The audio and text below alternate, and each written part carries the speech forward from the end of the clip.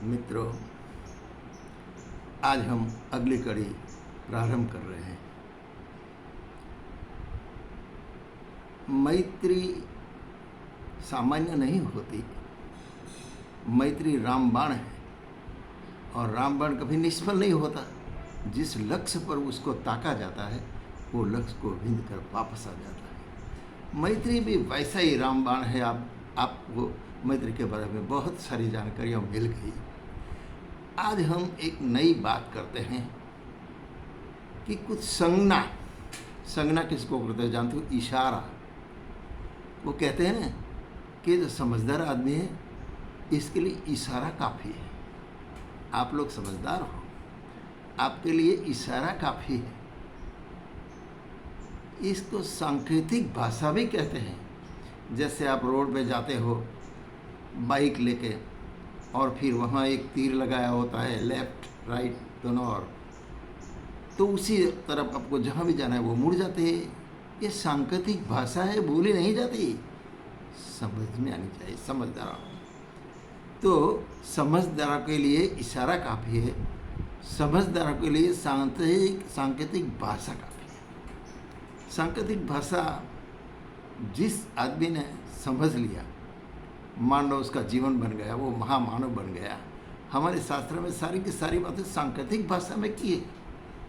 लेकिन वो इशारा अगर जब तक हम नहीं समझेंगे या तो कोई नहीं समझाएंगे और इस पर हम नहीं चलेंगे, तब तक हमारा न तो विकास हो सकता है, न हम आगे बढ़ सकते हैं, न हमारी शक्तियों को किसी के लिए काम में ला सकते हैं। आइए सांकेतिक के बारे में कुछ समझें। एक बार एक नगर में एक बहुत दयालु, कर्ण जैसा उदार दानवीर राजा रहता था। नगर में प्रजापालक था, प्रजा के लिए अपने पूरा जीवन न्यौछावर कर देता, वैसा बहुत अच्छा राजा था। अब जो अच्छा होता है, समझदार होता है, प्रजा के लिए खर्च करता है, उसकी तिजोरी में धन नहीं रहता। ये कुछ ऐसे कर वेरा नहीं लगाते अपनी प्रजाओं पर कि जिससे प्रजा दुखी हो जाए। धीरे धीरे विकास कार्यों में उसका धन समाप्त होता गया। उदार तो था ही कर्ण जैसा, बहुत दान दक्षिणा करता था, देता था।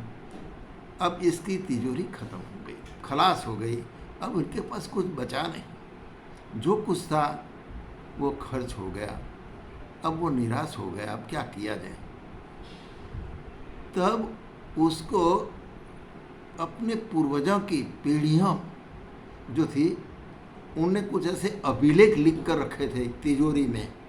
अभिलेख जैसे शिलालेख होता है, उसमें कुछ सांकेतिक भाषाएं होती है, वैसे जो अभिलेख लिखते हैं राजा महाराजा के वक्त वो चलता था।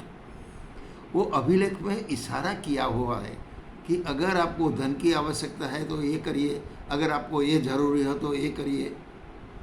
ऐसे सांकेतिक भाषा में लिखा हुआ था अभिलेख। तो वो जो ताला लगाया था उस तिजोरी पर अभिलेख वाली, राजा ने उसको खुलवाया। सारे अभिलेख उसमें लिखे देखे उसने। इसमें एक पुराना अभिलेख मिल गया, बहुत पुराना। उन्होंने सोचा कि इसमें कुछ होगा, लिखा होगा, चलो देखते हैं। उस अभिलेख को उसने उठाया, पंडितों के पास ले गए। पंडितों ने उसको पढ़ा।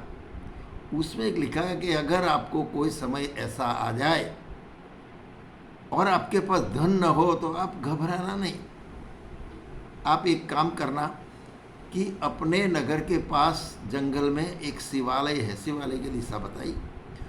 वो शिवालय है, वो शिवालय में है, शिवालय के पास हमने धन गाड़ा है, बहुत धन गाड़ा है इसमें, आप वहाँ से ले लीजिए खोद कर।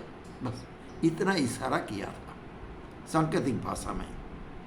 अब राजा ने सोचा अरे ये बात है, चलो बहुत अच्छी बात है, बहुत प्रसन्नता हुई सबको। और दूसरे दिन वो गए मंदिर, वो शिवालय के पास। तो शिवालय के पास गया तो अभिलेख में लिखा था कि शिवालय का जो शिखर है, वो शिखर जो है, उस शिखर को जो काटेगा वह तब धन मिलेगा। शिखर के पास बलि देगा, शिखर को काटेगा, सर को काटेगा, सिर को काटेगा। क्या समझे नहीं आप?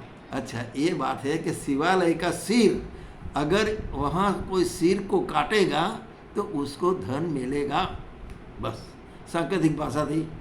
सबने सोचा कि अरे ये तो बहुत इजी बात है, चलो चलो। दूसरे दिन गए और वहाँ बहुत सारे निरीह जानवरों की बलि दे दी गई।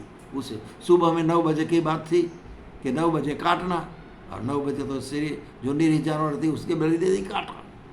और फिर खोदा, कुछ नहीं मिला, कुछ नहीं मिला। राजा प्रसन्न हो गया, अरे कैसी बात है, क्या गलत तो लिखते नहीं, तो ये गलत कैसे हो गया? समझ में नहीं आया, सब सोच में पड़े थे प्रधानमंडल। उसी वक्त दूसरे गांव का एक पंडित वहाँ से जा रहा था। उसने देखा, अरे ये क्या तमाशा है, सब इकट्ठे हो गए हैं, चर्चा करते हैं, खुदाई हो गई है, बात क्या है? तो मनुष्यों की जिज्ञासा जब बढ़ती है तो पूछ लेते हैं। वो पंडित वहाँ गया, कोई वहाँ अधिकारी था, उसको पूछा, भाई क्या बात है, आप लोग यहाँ इकट्ठे हुए हैं? उन्होंने कहा, भाई साहब बात ये है कि हमारे राजा जो है उनको एक अभिलेख मिला है। उस अभिलेख में लिखा है कि शिवालय पर सिर काटने पर, शिवालय का सिर काटने पर आपको बहुत धन जो जमीन में हमने गाड़ा है वो मिलेगा। इसीलिए हमने यहाँ खुदाई की। सुबह के 9 बजे का समय था, बराबर समय पर खुदाई की गई, एक नया पैसा नहीं निकला। उन्होंने कहा, अरे यार ये बात है, कोई बात नहीं, आप एक काम करो, आपके राजा से मुझे मिलाइए। वो आदमी ने राजा से बातचीत की कि भाई पंडित जी आपको मिलना चाहते हैं इसके बारे में। राजा को प्रसन्नता हुई कि चलो पूछे उसको भी। आ गया पंडित जी। राजा और पंडित के बीच बात हुई तो उनने कहा कि आपको धन नहीं मिलेगा।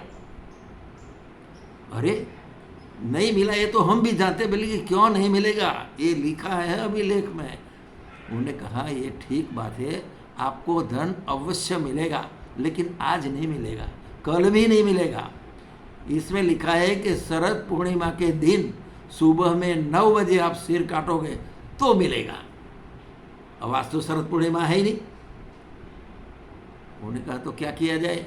अगली शरद पूर्णिमा आए, आज तो आपने कर दिया काम, नहीं मिला, लेकिन अगली शरद पूर्णिमा पर मैं यहाँ आऊँगा, मैं आपको समझाऊँगा, और मैं जिस जगह पर आपको कहूँ वहाँ आप खुदाई करोगे, आपको धन अवश्य मिलेगा। अभिलेख में कोई झूठ बात नहीं लिखी। राजा ने कहा, ठीक है चलो। उन्होंने प्रतीक्षा की। भाई साहब 1 साल बीत गई। 1 साल के बाद शरद पूर्णिमा आई, और उसी दिन सबको पता था, नगर में सारे के सारे नगर के लोग ये चमत्कार देखने के लिए वहाँ शिवालय पर पहुँच गए। भारी भीड़ लगी थी, और 8:30 हुई, 8:30 बजे वो पंडित भी आ गया। राजा, प्रधान, सचिव जो भी थे सब वहाँ उपस्थित थे। राजा ने पूछा, पंडित जी क्या किया जाए? उसने कहा, अभी देर है, अभी 9 बजने दो। बराबर सही 9 बज गया। सूरज निकला था, सुनहरी धूप निकली थी। तब पंडित जी ने कहा कि आइए मेरे साथ। राजा, पंडित जी और उनके जो प्रधान थे वो साथ से चले, आइए। तो ये सूरज की किरण जो मंदिर पे पड़ती थी शिवालय पर, उनकी परछाई दूर तक गई थी। वो परछाई पर चलते चलते जहाँ शिखर की परछाई थी वहाँ पंडित उनको ले गया, और जो परछाई का सिर माने वो शिखर का जो सिर था वहाँ एक लाइन लगाई सिर पे। उन्होंने कहा, एक काम करो, यहाँ खुदाई करो। खुदाई की, थोड़ी ही देर में अपार धन प्राप्त हो गया।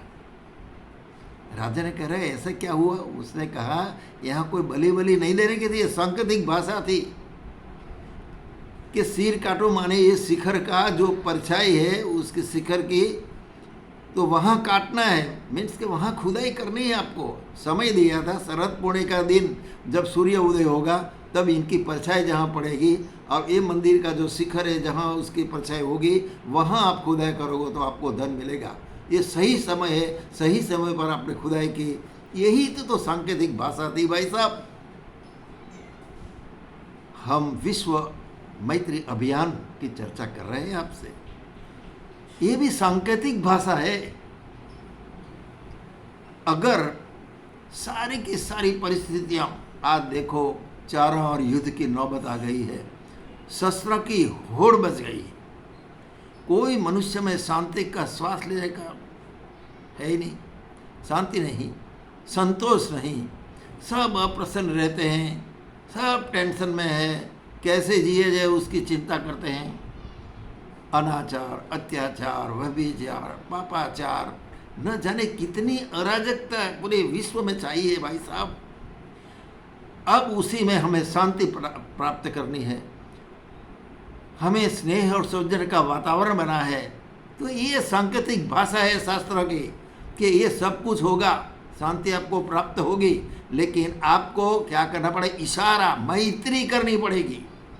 सभी के साथ मैत्री का व्यवहार, सभी के साथ करुणा का व्यवहार, सभी के साथ दया का व्यवहार, सभी के साथ आत्मीयता। अरे आप सब तो एक हो, एक ही आत्मा विचरण कर रही है। तो ये सीधी बात क्यों नहीं समझते बुद्धिजीवी लोग? धर्म धुरंधर धधु पप्पू कहते हैं उसको। ये सीधी बात क्यों नहीं समझते? क्यों लोगों को समझाते नहीं? ये खुद नहीं चलते तो दूसरों को कैसे चलाएंगे? वो खुद डूबने वाले हैं तो सबको डूब के सबको अपने साथ डुबाएंगे। इसलिए विश्वास मत करिए इन लोगों पर, इन उपदेशों पर। एक ही उपदेश है, आप मैत्री से जुड़ जाइए, विश्व मैत्री अभियान, बस। और मैत्री ही वो रामबाण है जो अपने लक्ष्य तक पहुंचा देगा। कौन सा लक्ष्य? विश्व मैत्री अभियान को सफल बना, विश्व मैत्री।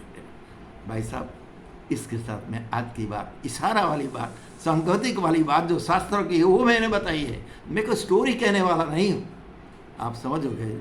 मैं आज की बात समाप्त करते पहले आप सभी को उदय सिंह चौहान का सप्रेम प्रणाम।